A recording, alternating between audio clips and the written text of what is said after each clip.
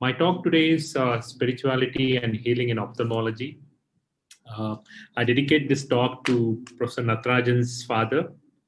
I had the honor of meeting him many times during his conference in Sundaram, and also dedicate this talk to Archie. What you really showed in this brief time used to post about her is how a young person, young means it's not the age. If you're younger by 1 year to your elders, you still become younger. How you should take care of your family and how you should love your parents or grandparents or anybody. I think the lesson you showed with Achi and your parents are really a lesson all youngsters should follow. And I think that has got more value than what I'm going to speak today. I thank you for all that values and keep doing it as much as you want, as long as you want. And we are all as silent observers to it. I will start my talk. I have a 15 to 20 minutes talk on spirituality and healing in ophthalmology. Fortunately, I have no financial interest in this subject, so that is a good thing. So I don't need to show any financial disclosure. When you get a topic like this, which you did mention in the AO and many places, I've had a brief. I had the honor to present our work. Is people talk whether this is connected in any way. So taking a lead from what Ramana Maharshi said, if your mind is active, every solitude becomes a marketplace. You know, it's a demon's there.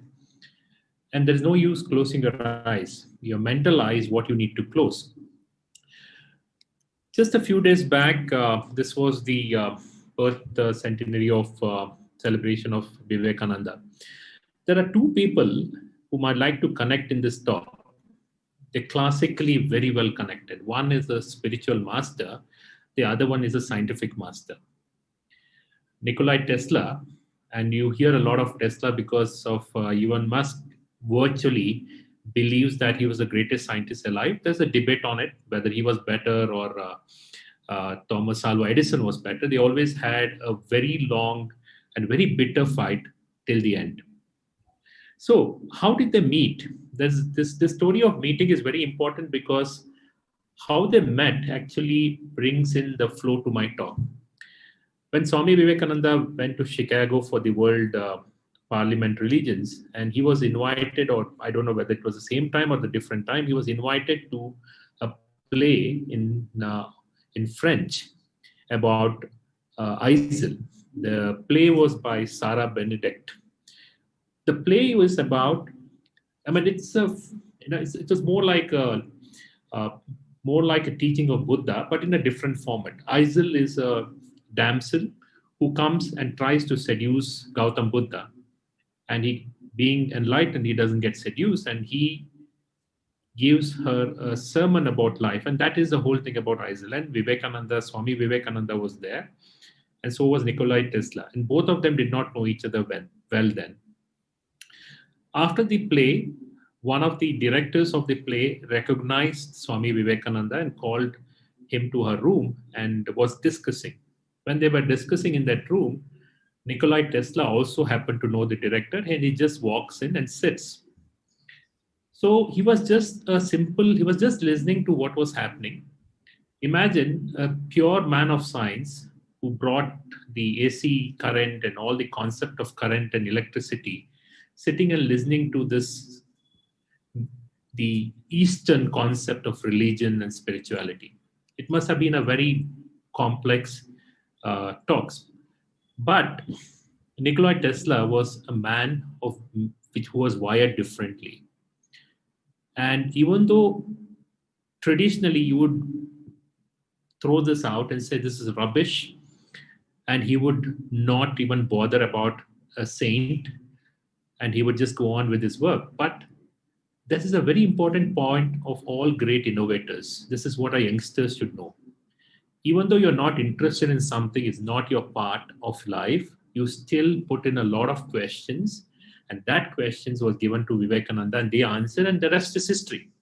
And after that, Nikolai Tesla dedicated a lot of innovation to spirituality and a lot of Vedas, and you know about it. That's a different chapter. Why is it important? there is always this academic ego which comes to our mind. Whether you are a scientist, doctor, that ego is so big. You know, I have decoded the universe, I've decoded science, I decoded this current and what this guy is talking about, some electricity, spiritual electricity and all that rubbish. Because our thoughts actually create that vibrations around us. Now, why did I bring this concept? Is because of a very famous Japanese word called Soshin. Soshin is a foundation of lot of our spirituality, whether it's the Buddhism, whether it's Shinto religion, or it comes to Hinduism or any other religion. What is Soshin, and what is Soshin to do with Nikolai Tesla? It's a beginner's mind. When a child, if a child, an unknown child, a child who does not belong to you, or nephew, or a small kid is put on your lap, what does it do? It is not trying to judge you, but not trying to look at how good is your perfume, or how bad you're smelling, or you're trying. It's just trying to look at you and trying to understand you without, as though you're seeing you for the first time. This is what it means by a beginner's mind. That means the great scientist, if somebody is talking about something, they will not try to judge you. They will. That is the first foundation of spirituality. So, what is really the beginner's mind? What is Soshin? They don't really look at preconceived work about how things work. At that point of time, Nikolai Tesla was not looking at his Vivekananda's dress or his talk or his scientific knowledge, which is bringing spirituality. He was looking at it something new, like a baby sitting and looking at somebody talking, whether he understands or not different. Once you feel that there is something exciting, then you go more deeper and then curiosity, and that opens the new possibilities. How do they achieve it? Is Soshin a form of meditation? It's not a form of meditation. It's not a form of ritual. It's not a form of yoga. It's a form where you have to direct your present mind to the present moment. That is something which is very difficult to a lot of us. And this is what we call as the mindfulness. This is very important today in today's context, because last year we were full with multiple things. The mind was not, it was filled with things which is scary, uh, pain, despair, and unwanted stuff. A child's mind is actually filled with the present moment. What is present moment? It's about awareness, about everything which is happening around you. The present moment is, if Professor Natarajan is drinking the juice or coffee, whatever, he is in that present moment about how that tastes from the time it goes from his lip to the throat. And that is the moment which many of us and all of us don't forget, because only some part of a brain gets excited when you're trying to do some work. And most of the time, a lot of unwanted jargon keeps happening. So this is very important. You are not your thoughts. That's the foundation of spirituality in ophthalmologies. You are mean to me. I'm scared. I'm so hurt. Everything is about your thoughts. And in your thoughts, there are two things. Subconscious mind, whatever I'm saying it's science. So it's all there in neurosciences, neurobiology science. 97% of the time is subconscious. That means Professor Natarajan or me drinking this coffee is at a subconscious level. We assume that we are tasting it, but it's a subconscious mind we're tasting, not in the subconscious mind. So when you talk about somebody who's spiritually evolved, that person is always in the conscious state of mind. That is what is mean by this meditation. So for all ophthalmologists, this is something which is very important about mindfulness meditation. And this is not something where you take off for half an hour and do it. Just when you're sitting, just be aware of your posture you sit. There's a lot of people sitting and listening to me. For a second, for the last 20 minutes, 25 minutes, have you thought about how you're sitting? If you're not, then you're not in the mindful state of being. Just for a second you sit. You may be sitting in a very vague posture. We don't look at our breath at all. People say when you're stressed, just count your breath. That because you're bringing yourself to the present moment. And and whole thing is about repeating this. I have this whole video. I'll share it in the group or I'll share it with Dr. Natarajan, which talks about all this, which the Professor Natarajan spoke about in that AO. So meditation is not what you think. It's not that you have to do some meditation or spirituality. It is about your day-to-day work. Like I said, if you're drinking a coffee, the feel you have when you drink a coffee from the first it hits your from the time it your lip to your when it goes down is very important. There are a lot of books around this. So how do we practice this in our clinic? This is your typical scenario. What is your scenario? You have a topography, or I mean, in my case, I'm a refractive surgeon. I have a topography. Natarajan sir may have a scan in front of you, and we do an examination. When we examine, the patient is thinking about something. I'm thinking about something. And ultimately, we miss because most of this thing is in the subconscious mind. After practicing 10 years, you exactly know what you have to do with the patient once you see this scan out here. You can totally disconnect. This is Dr. Professor Mr. Handa said, and everybody keeps talking about it. But how do you bring this conscious and subconscious mind? The simplest thing, which is again he mentioned, is it's very difficult when you have a bad patient, tough patients who create problems to you. You carry on that baggage to the next patient. So most important thing is observe your breath, your breathing in and out. When you are stressed, it need not be in your outpatient and you're having a problem with in your house or with your parents or your husband or wife, whatever. That breathing in and out is in every known spiritual masters have given this. But what is so important, what is scientific about this? This is what I was very keen on. What is so scientific about breathing that every master keeps it? What is very scientific is, take for example, this again I mentioned about different things around in your room, about your and even in your OT.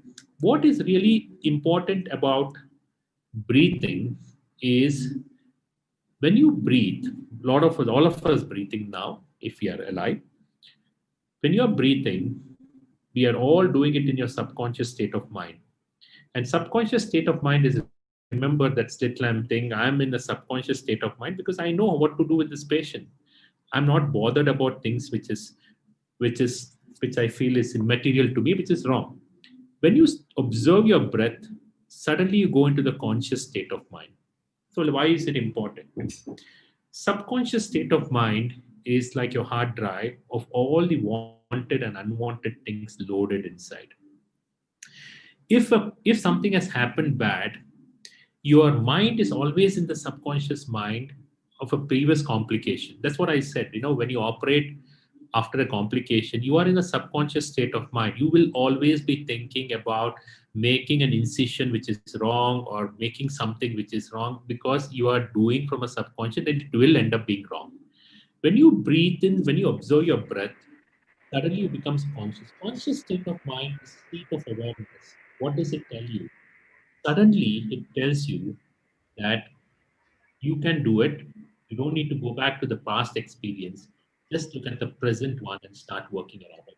And that is what scientifically it has been said is the most powerful thing is to come to the present. When people say present, it's a conscious state of mind. And I tell this to all my fellows, everybody, if you are in the OT and if you have a bad thing, just for a second, breathe in, breathe out, feel the air in the OT, feel everything, feel your feet on the ground.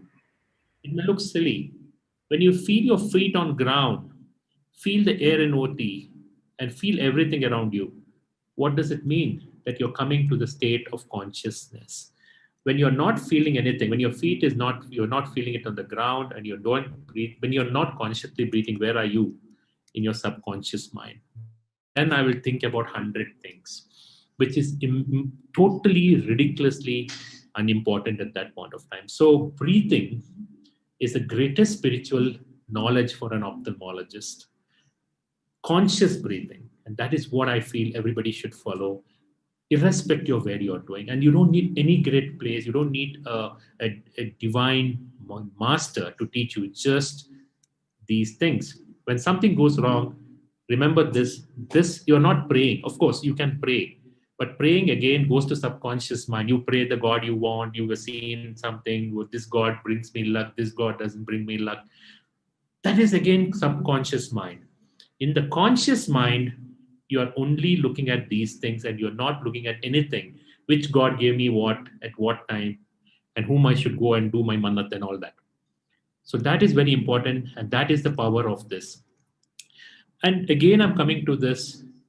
In the days when you are not okay, when you're not fully stable, and your mind is terribly clouded with so many emotions, just practice this in one day. Mindful drinking. Dr. Natarajan showed he was drinking something.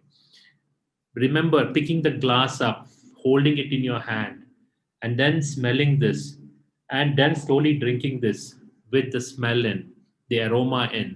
We don't do this. We just pick, that's it. Something goes here, some taste buds are kicked off. That's over. That's not mindful. Mindful is about everything. That feel of aroma, the feel of it.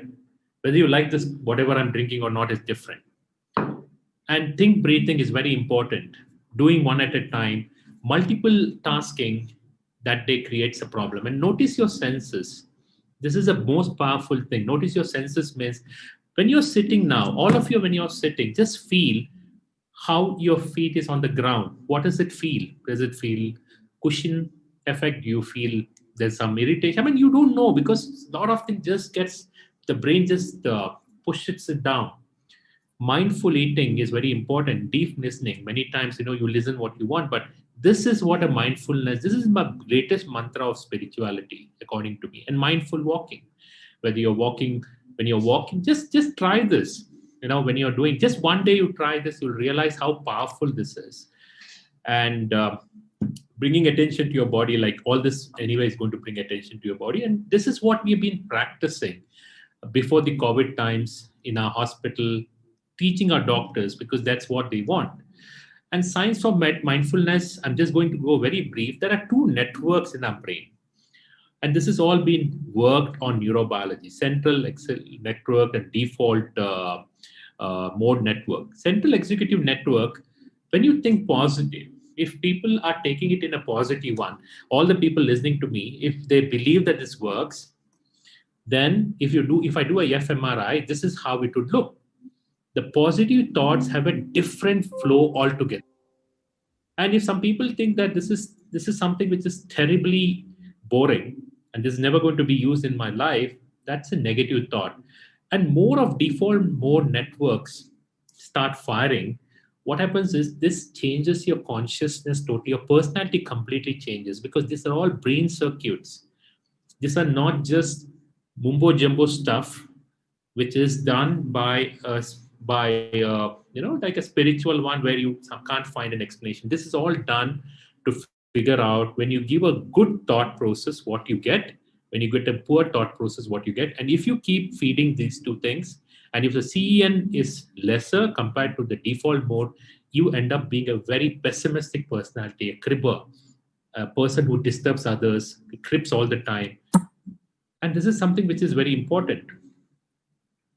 To mindfulness training is to trigger positive thoughts. And this is from a video. This talks about how the mindfulness is. And and this is what happens to your meditation. When you do this mindfulness meditation, you increase the CN activity. That means you build up the CN. When you have a CN activity, all that hormones which Sahanda showed works exactly the way he want. This activity increases when you play, when you have with your dogs, when you enjoy somebody, when you don't talk gossip, which is not needed. It increases it. That is the power of CN. For an ophthalmologist, how does it really help? What it does is you build a better relationship with your patients. Your surgical outcome betters. It helped me better time management, control anger. Anger is difficult to control. We are not living in a jungle in a hermit, but still, it is important. Anger is part and parcel of life. Your personal and interpersonal relationship gets better, whether it's your colleague or your wife or husband or anybody else. Your career gets better and your decision taking becomes perfect. And this is what an ophthalmologist will get by this. And this is a simple knowledge of, because too many things, spiritual things, for a clinical practicing people become very difficult. So I'm just giving you something which is very simple. How does it really help? The brain has its own wired system. And when things don't go well, if you ask a retina surgeon or a cataract surgeon, they said, you get neuroadapted, don't worry about it. What is neuroadaptation? What is neuroplasticity? Video. It's about Your how the brain brain teaches. So what really happens here is, this is your thoughts. This is how your thoughts are wired. Every time you get a new thought. If somebody takes your brain now and starts looking at this, each of your brain will have these thoughts connecting, making new like neurons. this. These These are your very thoughts. important because they try to help you in building something as neuroplasticity. Finally, And what happens is, why is neuroadaptation very important? Because you're trying to make a conscious efforts there. So when your patient comes to you with glare or when he has halos and you tell them, it's you will neuroadapt. You will never get neuroadapted if your personality is filled with the default neuron network. Because what happens is, those patients, the brain just does not get adapted to suppress it. So what do we do? When you want a person to get neuroadapted, the most important thing you need to do is, especially if a patient comes to a multifocal glare or anything, tell them to change the routine practice. If you're eating with your right hand, ask him to eat breakfast for a month with his left hand. What happens when you eat it with your left hand? Very interesting thing video. happens. The patients actually start getting a new circuit. When the patient gets new circuit, he starts trying to build new neurons. When you have a new neurons, the brain suppresses his unwanted glare in his mind and it has a new pathway. This is very important because if you are not able to do this, including getting a new hobbies, you will never get neuroadapted. So, as clinicians, as ophthalmologists, we have to understand our concept of neurology is directly connected a lot to spirituality.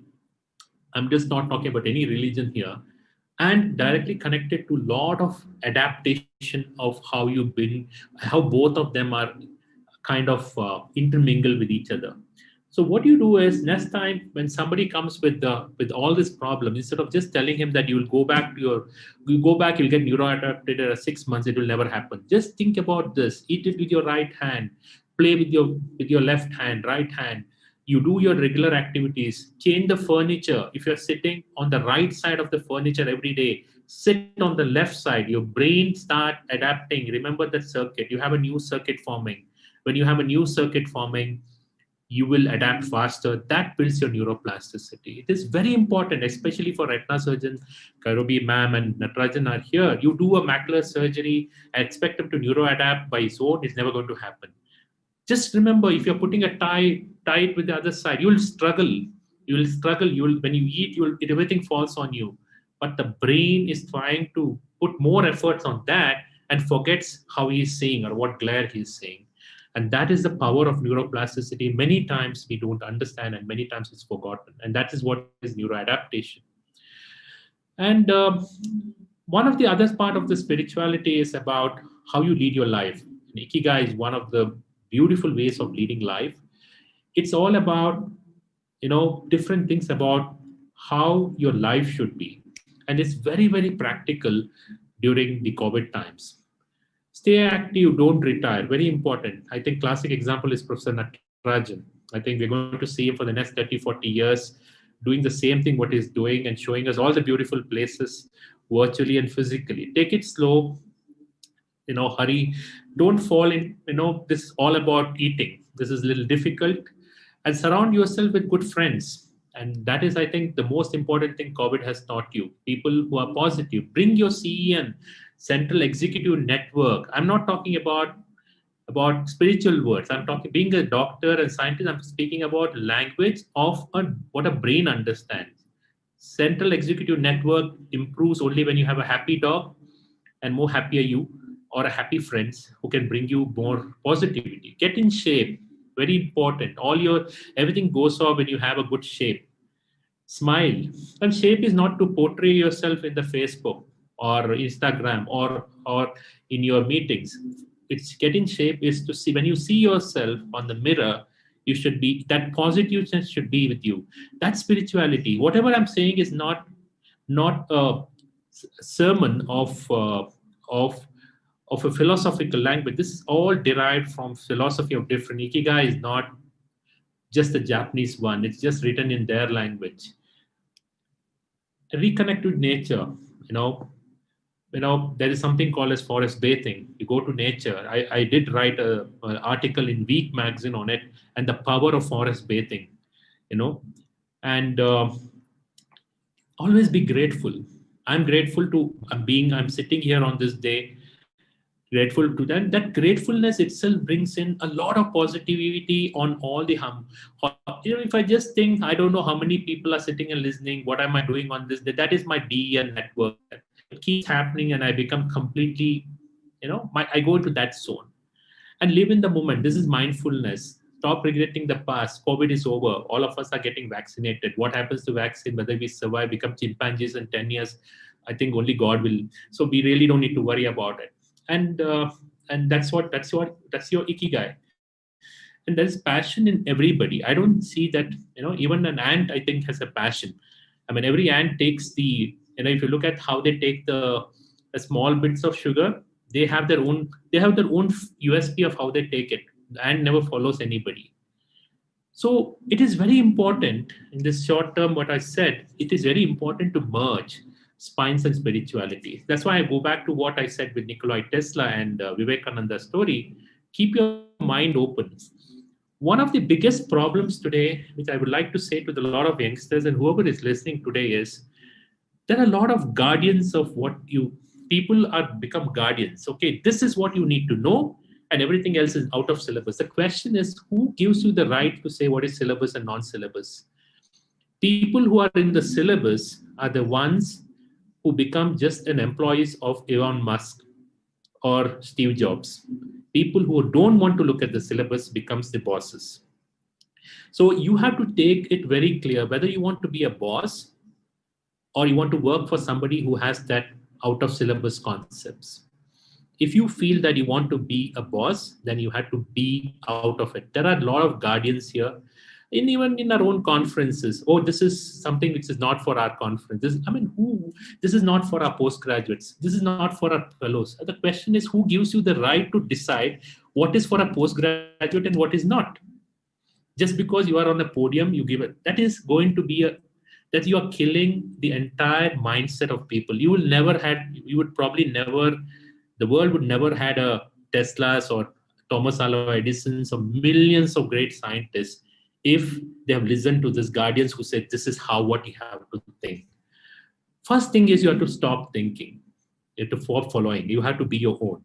There's a very nice article on faith and healing. This is a very small part of my talk about placebo. I'm sure a lot of us would have got in the trial a placebo injection of whatever, Covaxin or Covaxin.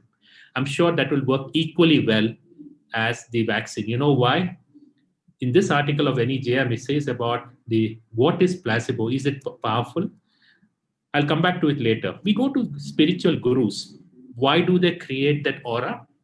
Because they have that aura. And what is aura? The way they dress, the way they talk, the smoke's coming all over them, their head, the hand, everywhere. Why do they bring that aura? Is because they connect you. What happens when this guy, with all due respect to him, if he was wearing a dress like me and Professor Natarajan, who would look at him seriously? No. So what would we do? What kind of mind status are we in? We are in the subconscious state of mind. Me and Natarajan are wearing a dress, which is a subconscious, which is nothing different. When you look at him, what do you see? You suddenly become conscious. You suddenly start looking at what are those colors? On the right side, there is a different design. The left side, there's a different design.